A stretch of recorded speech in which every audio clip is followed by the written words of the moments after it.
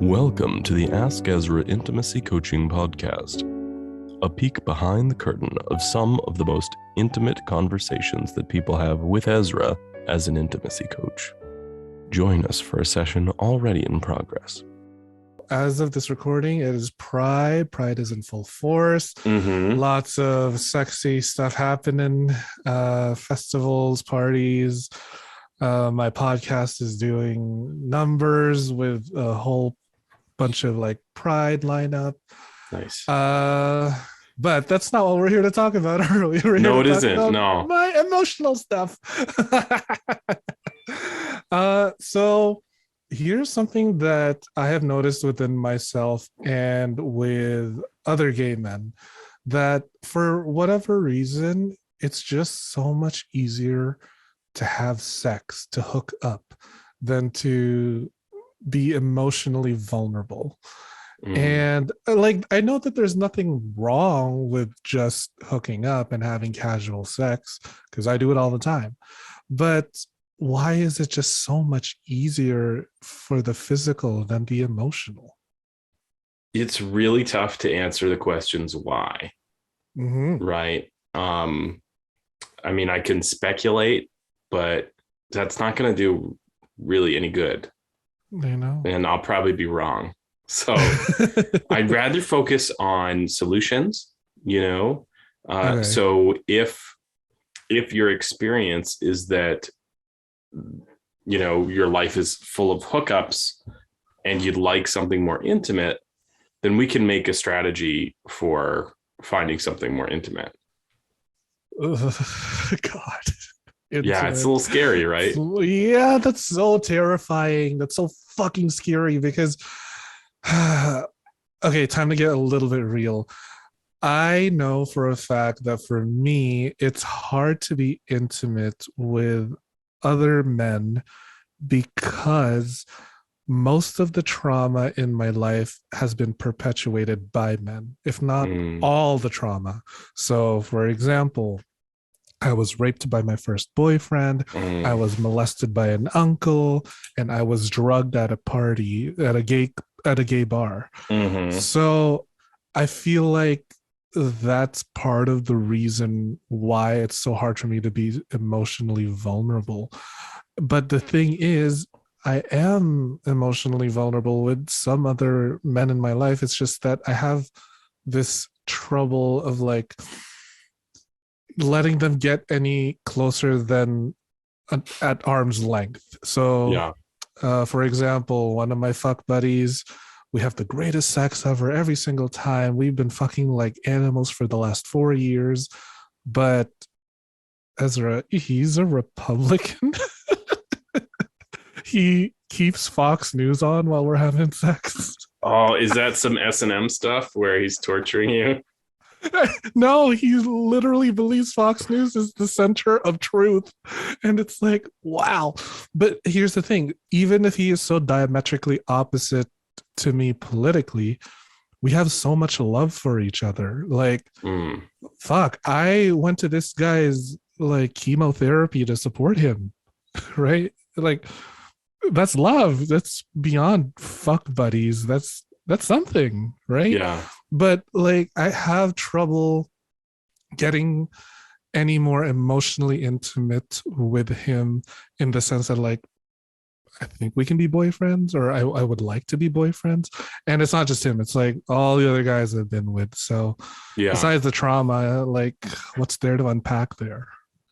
There's a climate also, right? And again, without like explaining why this is what it is, I think you have an experience that a lot of gay men have, where there's like a lot of access to hooking up, and then those intimate relationships are harder to come by, right? So you're certainly not alone.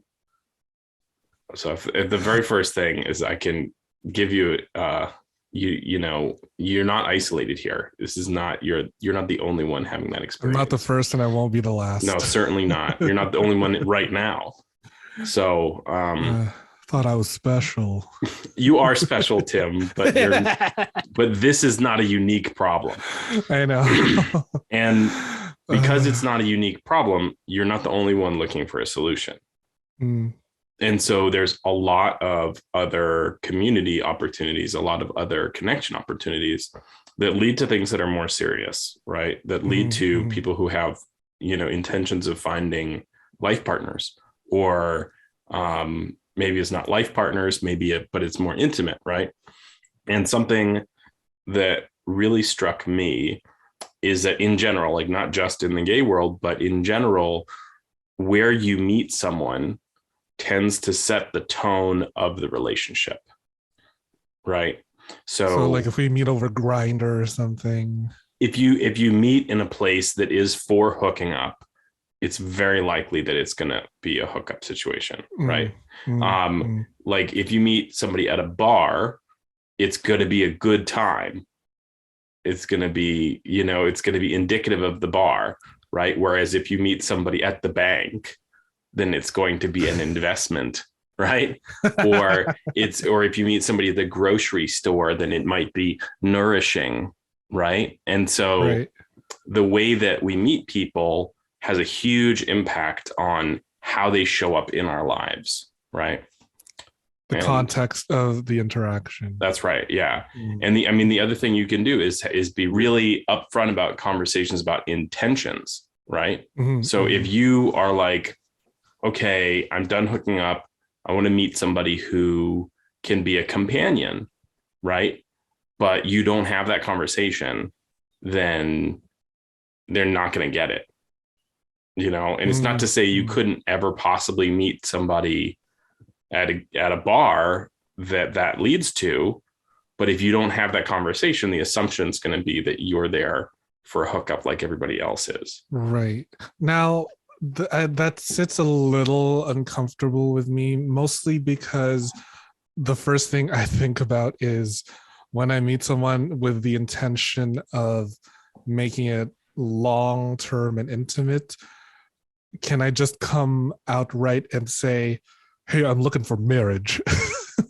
you know, like Yeah. with a stranger at a bar, is that appropriate? Yeah, you can. You can. I mean, What?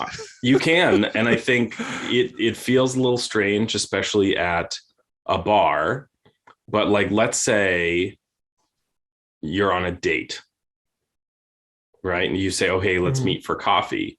Now that's a little bit more appropriate of a place to have that conversation, right. right? And the other thing you can say is like, what are you looking for? That happens a lot at dates. You say, what are you looking for? Right. Yeah. What And are you looking for? Marriage, it's hookup? it's okay to have more than one answer. You know, Mm, I've got more than one mm, answer. mm. Like, sure, I'm interested in a companion, but I'm also looking for somebody that wants to go to parties and perform, right?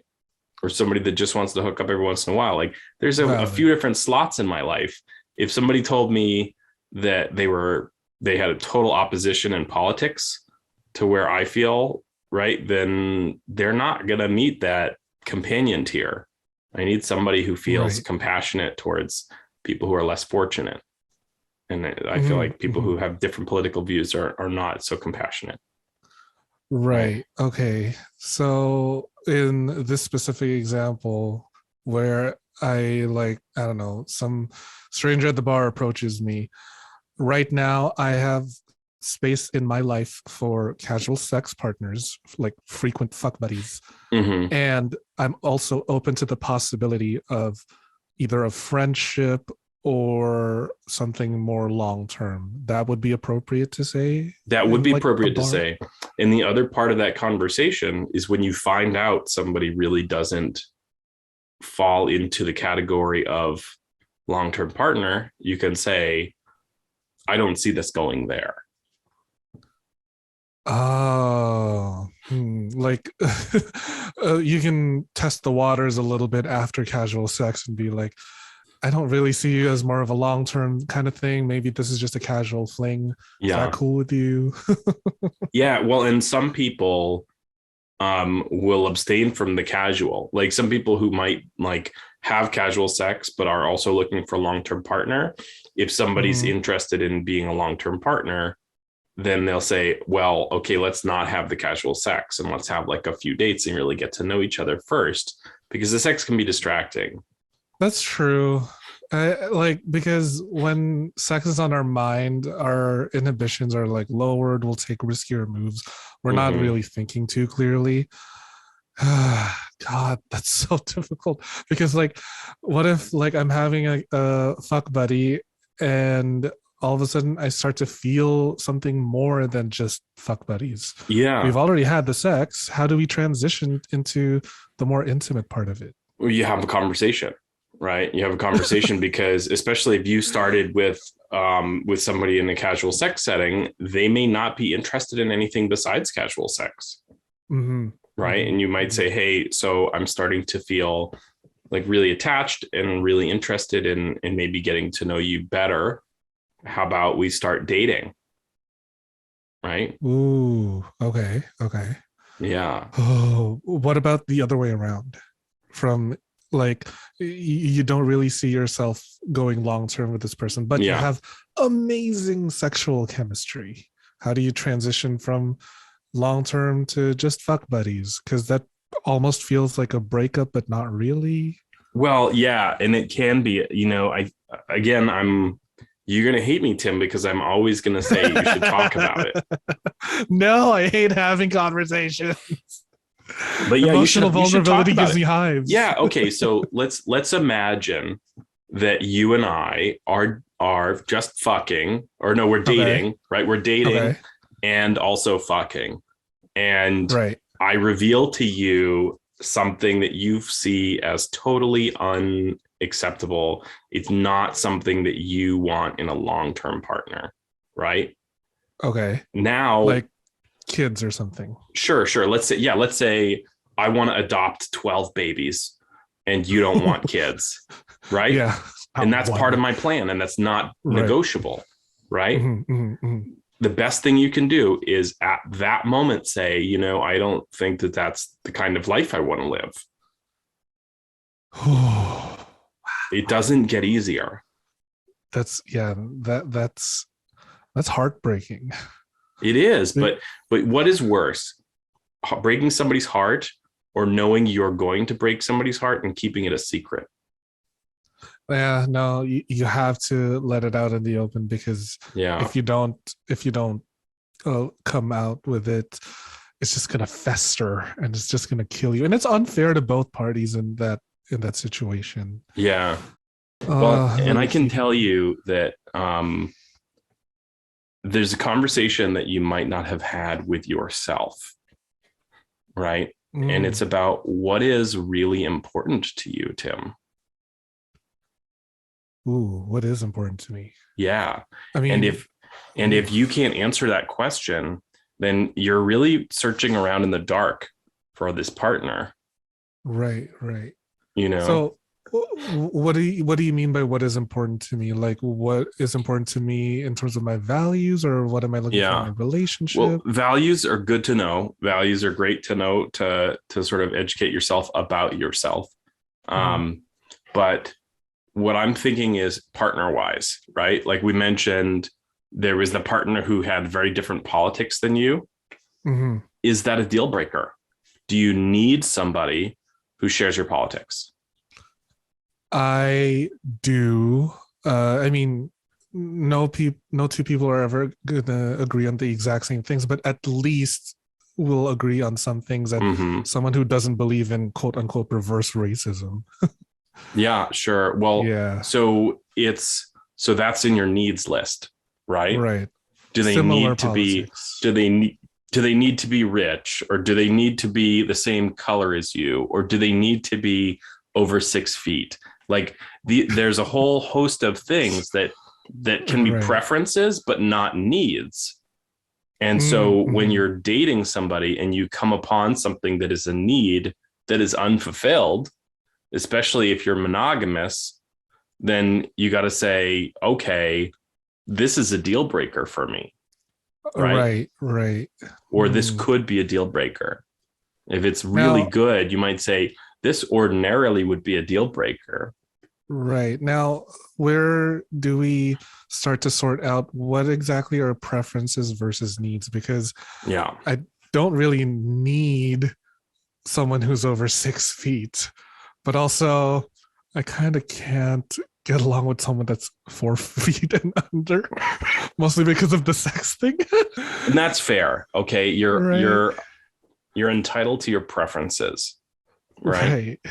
Right. I mean, I'm not going to treat someone poorly and like subhuman if they're not meeting my height requirement, but also it kind of feels bad to shove them away just because they're, I don't know, you can not feel making bad. as much money. You can guilt yourself all you want, but in the end of the day, you need to understand what are your needs and what are your wants. And it's not a value judgment. It's a preference. Right. Okay. So you can feel bad all you want, but if you're not honest with yourself, then you're really doing somebody a disservice by pretending. Right. Now, do I have any sort of responsibility when it comes to how the other person reacts in that situation when it comes to my own personal value system? You're not responsible for somebody else's feelings. You are responsible for being tactful and being kind, but those aren't really requirements, but I think they're preferences. Like, you should be nice. Right. Like if somebody comes up I'm an to you asshole. who's 4 feet, well, you come up to somebody who's 4 feet and you go like, ew, gross, short. Like that's not nice. No. But at the same time, if you say, thank you for your interest, but I'm not interested, and they blow up, that's not your responsibility. Okay. Yeah. That's fair, because it's like I didn't do anything wrong. I just simply said no. Yeah, and that's like emotional codependency, when somebody's like, I feel bad, you should fix it. Emotional codependency. Is that familiar? Is that a familiar trope to him? Are we going back into my psyche, into my last relationship? Oh no. Yeah. Well, and perhaps that's part of the problem. Perhaps when things get emotional to a certain level, that you're not mature enough to handle it, right? And so, I think it's important to see those things and to use them as opportunities to grow, right? Because nobody's born perfect. Nobody's born like who is perfect? Totally independent, besides right? me. Nobody's perfect. Yeah, no, nobody's perfect. Or as they say, nobody's nerfect, right? Nobody's nerfect. Yeah. Nobody's nerfect. Nobody's nerfect. Yeah. Now we talk about emotional codependency, and for whatever reason, the first thing that comes into my head is the act of ghosting. Now I have been on both sides of ghosting, and it's not great to be ghosted. It's also not great when you ghost, but like, are we supposed to find some sort of closure or some sort of self-regulation in that instance? Like, because for me, when I got ghosted, I wanted like vindication. I want vengeance. I want him to feel all the pain in the world, but like he wasn't replying to any of my messages. So what the fuck? Yeah, no, and revenge is like drinking poison and hoping somebody else gets sick. Yeah. So you have to let it go. If you get ghosted, then what they're showing you is that they don't have the emotional maturity to have tough conversations. And so they're saving you from having, there's more complicated conversations that come down the road that they're not going to have with you. Right. Like if they can't even vocalize their emotions outright, like if they can't say, if they can't say to you, hey, I don't think this is working out, then are they going to say to you like, hey, I have cancer? Or are they just going to not fucking say it and then die mysteriously, when you guys are old together? God. You know what I mean? Like if they can't have, and at the same time, if you find yourself ghosting somebody, like there's an exception to this. If you feel you are physically unsafe, in somebody's presence. That's what I've done. I've ghosted because absolutely. I felt I was in danger. Yeah. If you feel like you're in danger and ghosting somebody is going to help you stay out of danger, absolutely do that. Protect yourself, create safety for yourself. But if it's a matter of avoiding a tough conversation because you don't want to be uncomfortable, then that's a real issue. Oh, and then you just brought up another word, avoiding, because guess who's avoidant attached right here? Okay. I'm always so hesitant to make these big emotional jumps. Like, the moment I start to feel some sort of relational connection or some sort of romantic interest, whether it's me for another person or whether I detect someone else to me, I don't know how to deal with those feelings. Like, I don't know how to vocalize that. How do we begin to get the vocabulary or the tools to be like, I want to just cuddle your face? I have to grab a book. You have to I have to seek an outside resource here. Just 1 second. Okay. I don't like to tell people what to do. It's a total lie. I love to tell people what to do. But I don't like to tell people on the show what to do. But if I'm going to tell you anything, it's get this book, Wired for Love. Wired for Love. Yeah, Wired for Love. And I have the page flagged, I think. 80 something. Here we go. Yeah. 84 and 85. You're not going to be able to read it, but I put a big highlighted box around it because it's all really good information. And what this is what can you do to help your partner based on attachment style? Oh, okay. So what does it say about avoidant? Yeah, absolutely. So this book uses the terms wave and island, where a wave is anxious or ambivalent, and an island is the avoidant attachment style, right? So here are 4 things that are common fears of the avoidant attachment style. So you tell me which one rings most true for you. Probably all of it. Feeling intruded upon. Intruded, like being suffocated? Yeah, sure. No, feeling like interrupted. Oh. Yeah. Okay. Feeling trapped or out of control. Fear of too much intimacy. Yes. Or fear of being blamed. Yeah. Oh my God. All of them. All 4. Drag me. Oh my God. Because the especially like the last 2 ring so true to me, because too much intimacy means more vulnerability, which means, for me, at least in my fucked up head, that means more chances of getting hurt. Yeah. And which then leads to fear of blame. Like, oh my God, what did I do wrong? How do I fix it? Like, even if I get scolded for, I don't know, leaving the lights on in the other room when nobody's in there, and I'm like, oh my God, I'm so sorry, please forgive me. Like, that's my gut reaction, my knee-jerk reaction to like go on my knees and apologize. Yeah. So yeah, thank you, Island.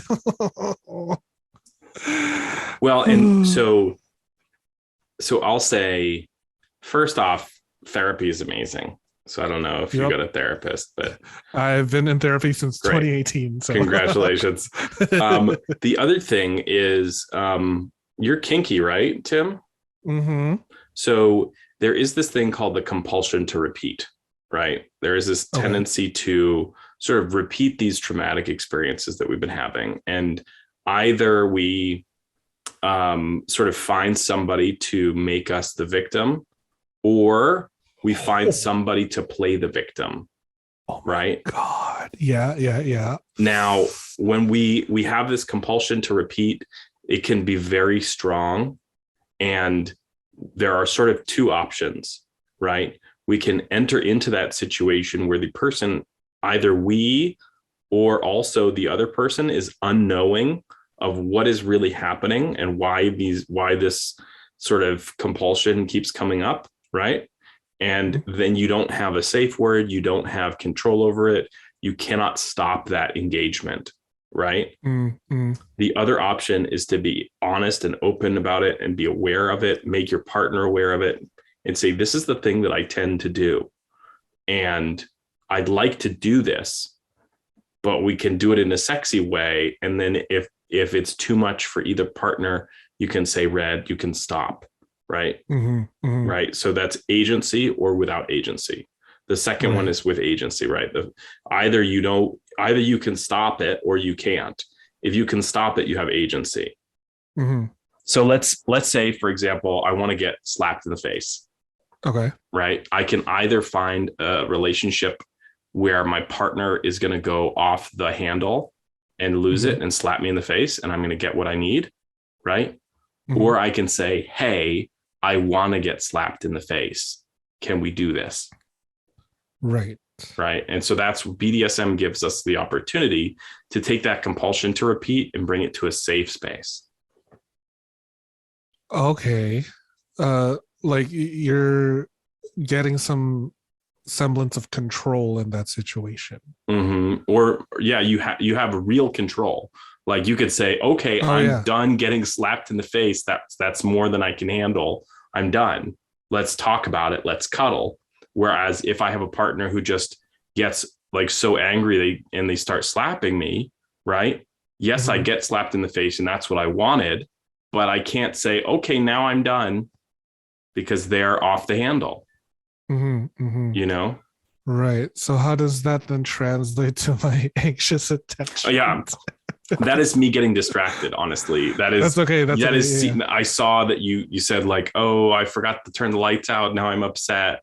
And like, you want to be in trouble. You can find partners that will get you in trouble. And it'll be it can be sexy and fun. And it doesn't have to be, it doesn't have to impact the amount of agency that you have in your life. Right. So, oh my God, that's so hard. It is, but it's so worth it. It's so worth it, right? Because you're kind of going to do it anyway. You're going to put yourself in that situation anyway, where you're in trouble, and you might as well end in ejaculation as opposed to crying. Would you like private intimacy coaching? Perhaps you'd like to be a guest on our show. Either way, book your free 30-minute intro call with Ezra at AskEzra.Info. See, that's the thing. I can do all of those skills, like have my boundaries and my consent be respected, but only in a physical sexual setting. But when it comes to any sort of emotional intimacy, for whatever reason, I can't do that. Like, I would rather die than ever set a boundary. I am a people pleaser from womb to tomb. Like, I want you all to like me. Okay, well, but here is the mind fuck, right? People pleasing is not good for your partner or the relationship. So if the people pleasing comes from an impulse to be good to your partner, right? Right. But if you do the thing that makes you uncomfortable for their benefit and don't tell them that you're uncomfortable, that you're not making investments in the relationship. You are treating that relationship as though it's disposable, because that discomfort is going to build up, and then you're going to be left with a really nasty feeling, and then you're going to dispose of the relationship instead of talk about it. Oh my God. So holding your boundaries is a kindness. So take that impulse to be good to your partner and use it to motivate your boundary setting. Right. How do I Tim, let's imagine that I'm touchy, right? Okay. And you don't like to be touched. Which is true. Okay, great. I found a good one. So let's say you respect me and you like me and you want to be my friend, but every time I see you, I come up and I touch you. Right? Like to hug me or something. Sure, I hug you, or I grab your hand, or I put my hand on your shoulder, right? Whatever. I'm scared already. Okay, but if you value my friendship, if you value our relationship, then you're going to Mhm. have to say something, right? That tell you that I don't like being touched. Yeah, because that's an investment in our relationship, right? Because what happens if you don't do that? If you do your people pleasing thing of just letting me do it, eventually you're going to go, don't fucking touch me. And it's Yeah, going to I'll come grow out to of resent nowhere. you. I'm going to have Yeah. no idea why you blew up at me. Hmm. Right. Or, Hmm. yeah, or you're going to resent me and you're never going to blow up and you're just going to avoid me. And we used to have a great friendship. Hmm. Oh Right. no. Yeah. But also here's the thing. It's like, okay, what if your desire to touch in a friendly way or something comes as like a need for, I don't know, to calm an anxiety attack or It something. doesn't matter. It doesn't matter It why doesn't I do it. matter. It doesn't matter what my motivation is. Right. Hmm. If I don't understand that I'm making you uncomfortable, I can't adjust to make you more comfortable. Right. Okay. And if I value you as a friend, I'm going to do that. Right. Right. And So, if I can't, if I literally cannot fucking do it, at least I know why the relationship's over, because I couldn't respect your oh, boundary. oh, okay. Oh my Yeah. God. No, because it's just like the thought of not being there for someone when I could do something so simple is it's a little jarring to me. Like, okay, say you are having a panic attack and the only way to calm you down is to like rub your back, but for whatever reason, I just don't want to touch anyone. So does that make me a bad friend for not being able to For do that having small boundaries? thing? No, Right. you have your boundaries. It makes you a bad friend to yourself if you don't Mm, respect your own boundaries. right. Right. Yeah. I just don't want it to come off as like me being an asshole, Yeah. Well, you know? don't be an asshole, right? That's No, different. It's right. just that's how you show up. We can practice this. Oh So yeah. let's do that. Let's practice this. But I wanna use this page to help you first. So we're gonna Yes, practice please. setting boundaries. And I love this. This is like one of my favorite things to do. And I do this all the time. I did this on like the episode with Daniel. Hmm. He's also a people pleaser, and we practice setting boundaries. Yay, I love people So pleasing. absolutely. Yeah. I love people pleasing in the bedroom, right? You can, Oh hell yeah. when we're in the bedroom, be my slave. But Yeah. then outside of the bedroom, like I need you to stand up for yourself. I Let's need you treat to show up. each I other like need you to, people. yeah, Right. yeah. Hmm. Hmm. Okay. Okay. So page 84 of Wired for Love by Hmm. Stan Tatkin. Hmm. Okay. Hmm. Um, it's a table 4.2. What can you do to help your partner? So Hmm. these are words to give your partner, right? Right. And we're going to look at the fear of being blamed, right? Because that one seemed to really show up for you, right? Yeah, physically. So here's what you can do or say for your partner, or what your partner can do or say for you, really, right? For me as the avoidant attached Yeah. individual. So Okay. they can say, so I so appreciate what you did, but you were out of line in this case. Oof. Right. So I'm saying I really value the attitude that you came to the table with, but in this Mhm. case, that wasn't an appropriate behavior. Right. So instead of just Okay. saying, hey, you're wrong, right? And then you think, oh, I'm a bad person. I fucked everything up. This is like calming that nervous system a little bit. That The still next feels so accusatory. I know, well, but that's just where you're coming from, right? You're Yeah. gonna Yeah. feel like things are accusatory. And so your Mm, partner is gonna have to learn to cushion that blow a little bit, right? mm, But it's mm, important mm. that they do show up and they do hold that boundary, Right. right? Okay. Fair. The Fair. next one is, I understand why you did what you did. Your heart was in the right place. That I like that. Yeah. Okay. Yeah. I And understand that you the did what you last one did. is, look, it's not all your fault. And if it were, that wouldn't matter to me. Okay. that sounds nice, but you know what my brain picked up on? Some of it is my fault. It is. That's why we're having this conversation.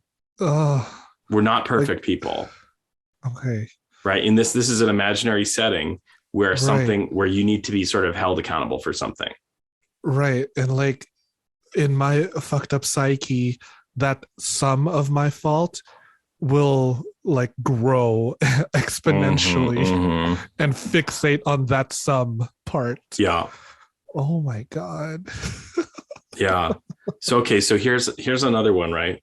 So for Mhm, the fear of intimacy, mhm. this is what your partner can do for you. Pay attention to the level of intimacy with which you are comfortable and ease into closeness, Okay.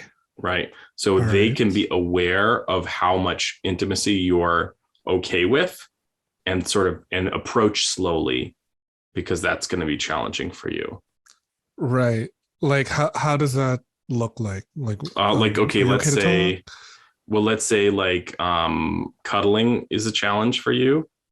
They're not going to Cuddling is just not a challenge for not a me. challenge. But Okay. yeah. How about having a conversation about wants and Yes. needs? Yes, Okay. that is a challenge. Yeah. Okay. So if we're going to have that conversation, if I'm your partner, then I'm going to appreciate that you're not going to have a huge amount of stamina on that level. So we're Mhm. going to have a short conversation. Let's have a 5 minute conversation about what you want and need instead Even of an 5 minutes hour. sounds oh boy. Okay. We'll start with a 2 minute conversation. Okay. That's yeah, I Right. like that. Yeah. Yeah. See, there you Okay. go. So ease into it. Right. And so if I was your intimacy coach, Tim, I might say if I was an intimacy coach to anybody, I might say, give me 20 items of, needs and wants. Right. Mm, And I might mm. know now that I know that you got a fear of too much intimacy. I might say, hey, give me 3 things that you really need and 3 things that you want. Right. How do you differentiate between a need and a want? Yeah. Well, can you live without it? Oh, okay. Right. Yeah. Can you cross it Mm, off the list? You so when some people have a hard time picking out the needs from the wants, and I'll say make a big list of needs and wants and just make them all together and then cross the stuff out that you can live without until you're left with a list of things that you absolutely cannot live without. like your non-negotiables. Yeah. Yeah. What are some non-negotiable examples? Like I mean, it depends on uh you. depends, right? So I guess for me, a I can give non-negotiable you mine. example. Yeah, can I just so I Yeah. know what one sounds like? Yeah. Yeah. So integrity is a non-negotiable for me, Okay. right? Like I need somebody I know is not gonna lie. Right. Oh, okay. I get that. So for me then, uh open communication is a non-negotiable for me. I need Sure.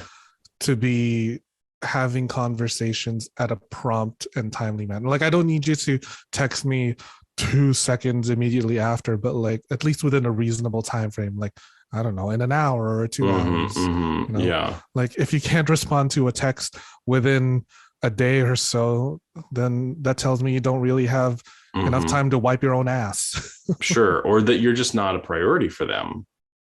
Oh, Yeah. that I'm not a priority. No. Yeah. Well, maybe that's one of your needs is that you need to be a priority. I mean, okay, you caught me on a bit of a stalemate with that question because I do want to be a priority, but I also don't want to be like a priority to the point of being smothered. Like if you Sure. make me too much of a priority, then I feel like, oh my God, I need to run for the hills. Well, and I think it's going to be hard for you, Tim, because we've just found out that you're not holding your own boundaries, right? Correct. I don't And have any. so, yeah. And so if there's somebody who is not giving you what you need, you're likely to just kind of swallow it and accept it. And I'm pretty good at swallowing. That's I knew. How did I know you were going to go there? yeah, of course I'm gonna go there. I try to avoid all emotional vulnerability with a bit of Okay. levity. Okay. Hold on. So you're going to love these. You're going to love these last two, right? Oh So God. regarding the fear of too much intimacy, things you can encourage your partner to say are, do you want me to stop? I like that. Yeah. Or Yes. is this annoying you? Ooh, okay. So that's something that a partner can say to an avoidant attached individual. Yeah, your Okay. I partner can like say to you to help sort of deal with the fallout from these challenges that you're experiencing. right, right. Okay. Ooh, I like that. That feels less accusatory. And also it tells me that like they genuinely care about what I'm feeling. Well, and another thing that you can do, Tim, is you can undermine the effectiveness of these things, right? So you have these habits that like that pull power towards you, right? Mm-hmm. So if I'm in conflict with my partner and I choose to avoid my partner, now my partner has to approach me. Now my partner has to seek my attention, Mm-hmm. Mm-hmm. right? And it's a tool, it's a manipulation tool, right? So if you go and tell your partner, hey, this is what I tend to do, then it is less effective. I And when gotta the think about that. yeah, and when those tools are less effective, then you're less likely to use them because they don't work as well. Right, right. Right? The Is there silent like a treatment, the fear, yeah, oh avoidance uses silent treatment. That's totally oh manipulative, Tim. because you're not say you're withholding all this information and letting the other party just like fill in the blanks, and that's just Mm-hmm. going to build up resentment and just hatred. Oh Yeah, god, yeah. And I never so, thought about the yeah. silent treatment So that if way. you say, I tend to do the silent treatment thing, and you can tell Mhm. me that you don't like that. You could tell me I don't want to play this game. This whole silent treatment immaturity Yeah. nonsense, right? Yeah. And I would like to have that conversation of whatever is bothering you. Yeah. Mhm. Yeah. When you're ready, Okay. I'm ready to When have you're that ready. conversation. If you need time, take some time, but Right. I'm not really interested in guessing game or whatever, right? Because to me, when I have done the silent treatment, and I don't do now, but in the past, I would resort to the silent treatment as a way to dissociate, which is another form of avoidance, right? Yeah. Because I truly am speechless and I don't know what to say. Like, for example, when I faced my rapist for the first time after the event, I just like I went like silent as a ninja. It just like I couldn't say anything. And then he was trying to get some words out of me because he was drunk at the time and he didn't really remember doing it to me. And I was just like stunned. I'm like, I don't know what to say. And that kind of, led to the whole breakup of it. But, I just didn't find a proper time to be ready to have that conversation. Sure. Well, and I think Yeah. in the case of assault, it's much more complicated, Yeah. Because right? it's like a trauma response, right? Yeah, it is a trauma. It's literally a trauma response. But Mm-hmm. so I want to do something a little bit lighter, right? Sure. Yeah, yeah, So yeah. let's say that you've got a situation. You're let's just say we're friends, and I'm too touchy, and you've let it Mm-hmm. bother you, and now you're giving me the side eye, and you're not talking to me, Right. right? So as your partner, I can say, hey, like it seems like we've got something going on, Mm-hmm. and if you ever want to talk about it, I'm here for you, right? So that's what I Mm-hmm. can say. What you can say is, hey, I'm actually kind of upset about something and I'm not ready to talk about it, but I will come back to you and let you know when I am. Right. So Okay. that's taking the time to process that you need, which is what the silent treatment gives you, is that time to process, Mm-hmm. right? But in a way where I know, as your partner, as your friend, I know what's happening, Right. right? Okay. Are you allowed to follow up with me, or should I just come to you at my own You can volition? have that conversation. You can say, I can, Mm-hmm. maybe I'll say, can I check in with you tomorrow? Or Right. Yeah. or you can invite me. You could say, I'll let you know when I'm ready. Feel free to text or something, but I'll respond when I'm ready to respond. Right. Right. Okay. And that's fair. That's a boundary. That's setting clear expectations and holding your boundaries of, I'm not currently ready to have this conversation, but I do want to have it. I value you as a friend and I want to come back to this. Right. But the silent treatment is never really acceptable in any situation. The silent treatment is not productive. I don't want to say about acceptable or unacceptable, is not as productive because it's manipulative, right? It's causing the other person to feel a certain way as like a revenge, right? You were talking about revenge before, right? And like, so I subconsciously want you to suffer. Exactly. Yeah. So I don't know what's happening, and you might lose the relationship because I'm making assumptions because I don't have anything to go by. Right. And the reason I want to bring that up is because this actually happened to me very recently with my Republican fuck buddy, where he's going through chemotherapy and cancer and all that. And for the longest time, he just kept me like in the dark. He would not reply to any of my messages. He just went like radio silent. And to me, that felt like heartbreak. Yeah. Because, but I also like, I'm trying to learn in therapy that like how I reacted to that and my desire for him to suffer the way he's making me suffer is that vengeance kind of like impulse. But also, I'm trying to be more compassionate in thinking that he did not want to talk to anybody during a very painful experience in his life. So I need to know where he's coming from. But also it's like, come on, just fucking talk to me already. Like, don't leave me out like this. We've got a friendship, we got a connection here. Why aren't you just like talking to me? So that becomes a little more like, I guess, nuanced and a little more complicated in that sense, that like his silent treatment was coming from a place of trauma and pain and hurt. Yeah. And that's why I didn't want to say like it's never good or bad, right? It just is. And it's productive or not productive. It would have been more productive if he had said to you, I don't have the spoons to talk right now. And then you would know. Right? Yes. And the thing about it is, when we wait for the really challenging moments to decide what we're going to do, we tend to not really make good decisions because they're really challenging moments. But if your friend had practiced that, if your friend had gone and made a bunch of like practice experiences or a bunch of smaller experiences where he wanted to do the silent treatment and instead was like, you know what, I don't have the energy to contribute to this right now, or I'm not ready to talk, right? Because I'm not ready to talk is pretty quick to say, right? But if you don't have the habit of doing it, you're not going to think about it when you're really stressed out, right? Right.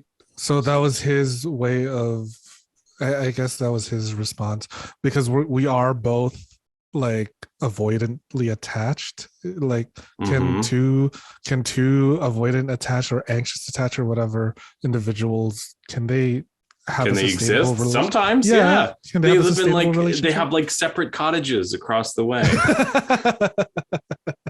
That'd be great. Just a boat drive away from each other. Sure. That's right. I pictured it across a wooded forest, but there's a whole Canada, river between the two. Yeah. No, we're in Canada. Lakes. All of our cottages have lakes and trails. But is there any form of relationship where two avoidantly or anxiously attached individuals can coexist and have a sustainable relationship? Yeah, well, and I think attachment style doesn't describe your whole person. Right. You're not like just one thing. Yeah. And it also, there's degrees, right? So like, I think that it's very hard to change our attachment style fundamentally. It's a lot easier to change how much our attachment style impacts our behavior. right? Right. So I'm Right. like, I'm anxious ambivalent.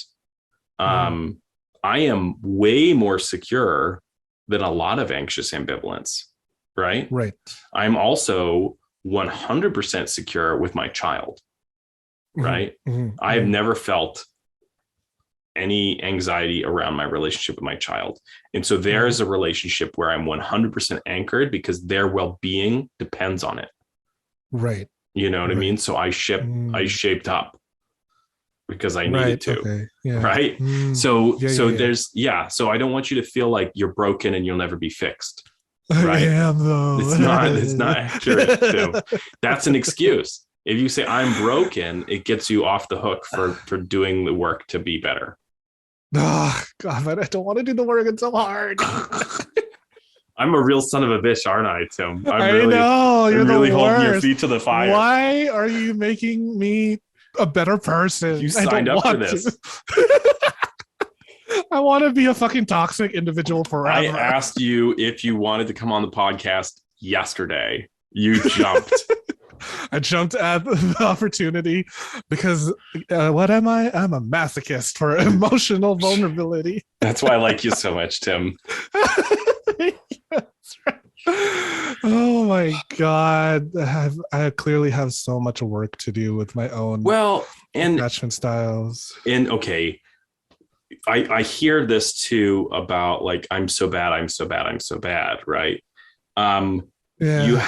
have challenges, right? And the more Right. that you can get to know yourself, the more you can show up with compassion.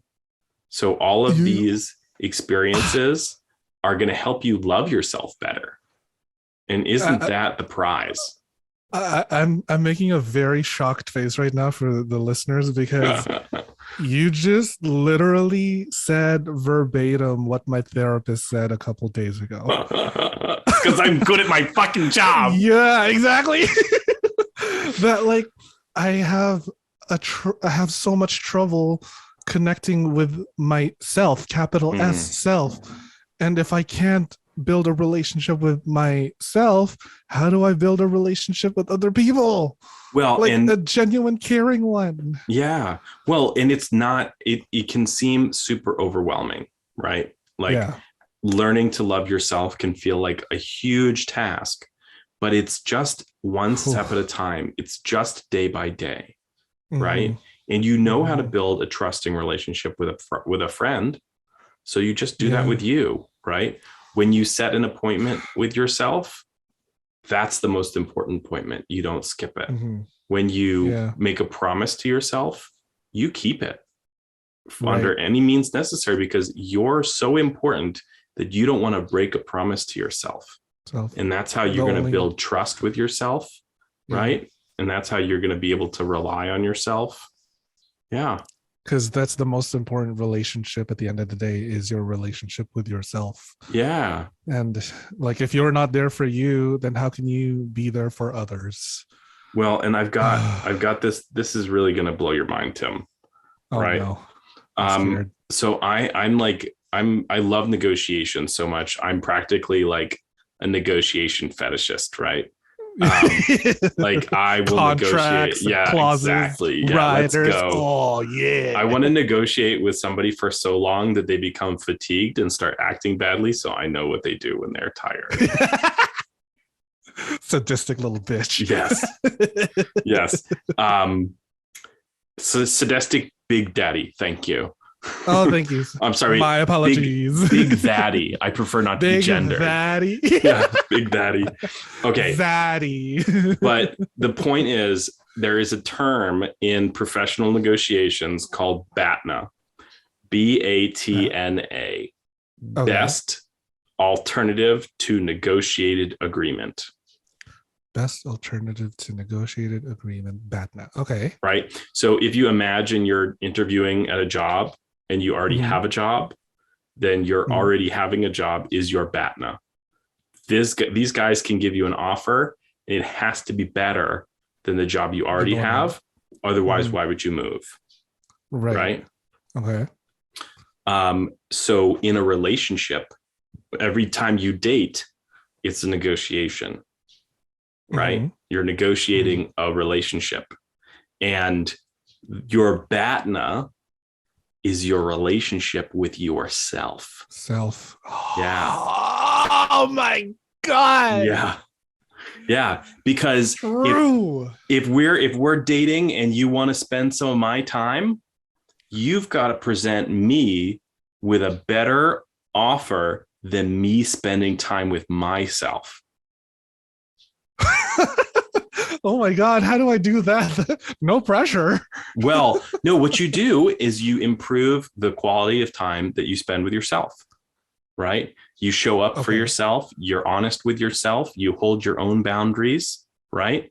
And as you do Mm, that, you're going to be a better friend to yourself, right? right. And so Right. when somebody like Mr. Fox News while fucking comes on and wants to waste your time, you have a better offer on the table, and that's being with yourself. Mm, Yeah. oof. Yeah. Oh, So that what happens? physically Yeah. hurt. No, so when you can build the relationship with yourself, Ah, you're ratcheting up the standard of who you're going to spend your time with. mm, I need to be, I need to compare, it's not compare, but like how well can this other individual improve my life? Because I'm top tier, bitch. Mm-hmm. I'm a top shelf alcohol 1984 Johnny Walker kind of gal. The only one that is qualified to date me is someone who can keep up with me. Yeah. Or who's gonna create more value for you than you already create for yourself. Mm. Oh my Okay. God. I said we were Ouch. gonna role play boundary setting. Yes. So let's do it. Oh God. Oh God. All right. Okay. I Okay. wish we were in Okay. person so I could make you physically uncomfortable by No, touching you. I'm very physically uncomfortable at this. Oh my God. It's hard. Yeah, you don't need help. Yeah, Okay. I need lots of So help. we're gonna call this top and bottom, where Okay. I'm setting the boundary because I am the top, right? Mm-hmm. And Sure. you are just making me uncomfortable. And then I'm gonna come in and say, hey, this is what I need you to do. Okay. Right. And Okay. let's do something. Let's not do the touching thing. Let's do something that everybody could use to set boundaries on, that we just don't culturally tend to do, right? Like people want to like dump. People want to like be like, oh my God, this shit happened to me. Let me tell you about it. And nobody ever asks if that's Got okay. it. Yeah. Right. That's yeah. Yeah. Mhm. Nobody ever goes like, hey, are you in a spot to hear me? Right. Mhm. So I'm going to come in, or you come in and you just start telling me a story, something like super heavy. And then I'm going to Okay. say, hey, you know what? I'm not in a place to hear you right now. And I'm Okay. going to do my best to be kind to you. And Okay. I'm just going to set my boundary, and then you're going to say thank you and move on. Okay. So I'm gonna come to you and I don't know. Okay. Oh my God, Ezra, like you can't believe the day I just had. Like this guy cut me off in Hey traffic. Tim, And, hey Tim, you know I love you. I'm not in a place to hear this right now. Do you think maybe we could have this conversation another time? okay, that's fair. Thank you for letting me know. Yeah, and thank you Yeah. for understanding. Okay. Oh God. You did a great job. Yeah, see? Okay, so now we're going to switch it. And I'm That just going felt to like come in. rejection a little, but that's up to me to I regulate was that. literally rejecting you. Yes. Right, exactly. Yeah. But I and it's was up to me to rejecting the regulate. conversation. Yeah. I say, hey, I love Right. you. I don't, this isn't about you. I'm just having a hard day. But it's up to me to regulate how I react to that rejection. Got it. It's true. And you know what you Yeah. can do is you can say like, ouch, that hurt. I'm going to go cry in the corner. Okay. But Right. it's not as a guilt trip thing to you. It's just not their responsibility to deal with your discomfort. Right. Yeah. Got it. Cause Got that it. can be Okay. really tricky. Yeah. Oh boy. Yeah. All right. So we're switching. Yes, we're switching. So now I'm going to tell you about a story and you're going to interrupt me. The sooner the Sure. better, right? It doesn't get Okay. easier. So as soon as you can tell that I'm boy. about to get weird, right? Okay. Like, Hey Tim, oh my God, you gotta hear about this this date I had. It was so nasty. You wouldn't believe what this person was gonna say. You wouldn't believe what this person did. They just said, "You could interrupt me, buddy, anytime. You're Oh, ready." sorry. Yeah, yeah. Oh God, sorry. Okay, try again.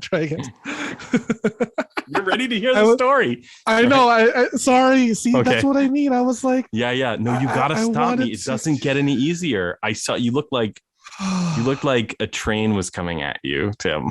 Yeah, and I went deer in the headlights. Yeah, yeah, yeah. No. Okay. I So what totally are we gonna forgot that I say? was supposed to interrupt you. Okay. Oh my So let's God. practice. What are we gonna say? Okay. Hey, Ezra. Um, I'm not really in a place right now to have this conversation. Is it okay if we continue this at another time? Mm-hmm. Sure. Yeah. I Yeah. wouldn't ask for permission for the boundary. I would say, I need you to take it. We can have this another time. Yeah, you did. You asked if I for permission. Yeah, you did. Oh my God. Do you see how bad, even in a role play situation, this is so bad. Okay. So we're going to say, hey, Ezra, I really am not in a place to hear this right now. If you want, we can do it later. Okay. Okay. Right. You can give them a choice, but don't ask for permission. All right. All right, Mr. Spielberg, give me the line again. Okay. We can do this. It is, hey, Ezra, I'm not in a place to hear this right now. If you want, we can do it another time. We can do it. Okay. Got it. So there's no asking for permission. It is a clear set of just no. Stopping. It's a no. Yeah. No. Okay. Okay. It's a no. All right. Got it. I can do this. Yeah. Okay. Oh. Are you ready? Yeah, I'm ready. Yeah. Hey, Tim. Oh my God. I watched this video and it was like surgery. It was this guy's knees. Ezra?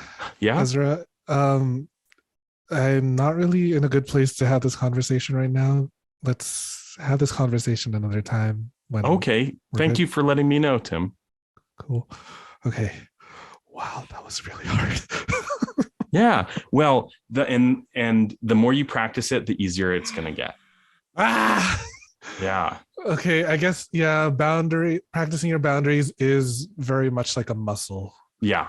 That if you don't work it out, it's just gonna falter and atrophy. Okay. Because I guess for me, my entire life, I've never had, it's not that I never had the opportunity, but I didn't have the tools to set boundaries properly. Oh, yeah. Boy. Yeah. Oh, God. And my therapist said not to be hard on myself because I am just now learning. Yeah. Do you have any like nieces or nephews or babies in your life? Okay. I do. Yeah. Would you talk to them the way you talk to you? Oh my God. Yeah. The way I talk to myself is never how I would talk to my nieces. So why? So why do you talk to yourself like that? That's not okay. And I mean, I know why. It's probably not like goo goo gaga or you so cute. But like, you wouldn't be like, you're such a dick or you're such an asshole, right? You wouldn't say that to some child. Yeah. Right. So be as kind to yourself as you are to the child. To my inner child. That's